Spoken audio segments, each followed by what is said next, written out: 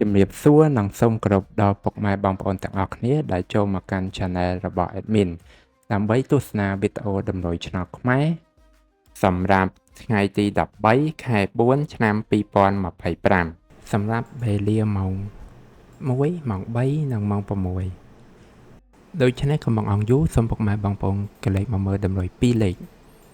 តម្រុយ2លេខ Admin គឺមានលេខ42 46 52 58សម្រាប់ប៉ះ ABCD បន្ទាប់មកគឺខ្ទង់ O ខ្ទង់ O Admin គឺ O នៅខ្ទង់40និងខ្ទង់50សម្រាប់ប៉ះ ABCD ដូចគ្នាបន្ទាប់មកគឺលេខពិសេសAdmin គឺមានលេខ277គុណ456គុណនិង824គុណដែលលេខទាំងអស់នេះសុទ្ធសឹងតែជាលេខដែលមានសង្ឃឹមថានឹងចេញខ្ពស់សម្រាប់ថ្ងៃនេះអរគុណពុកម៉ែបងប្អូនទាំងអស់គ្នាដែលបានទស្សនាវីដេអូនេះពីដើមរហូតដល់ចប់ក៏ជូនពរពុកម៉ែបងប្អូនទាំងអស់គ្នាធ្វើការសងសំណាននៅថ្ងៃថ្មីទទួលបាននូវការហេងឆ្នះចំទាំងអស់គ្នាជាចុងក្រោយ Admin សូមពុកម៉ែបងប្អូនជួយ Like Subscribe និង Share ដើម្បីជាកម្លាំងចិត្តដល់ Admin ផងនិងដើម្បីពុកម៉ែបងប្អូនទាំងអស់គ្នា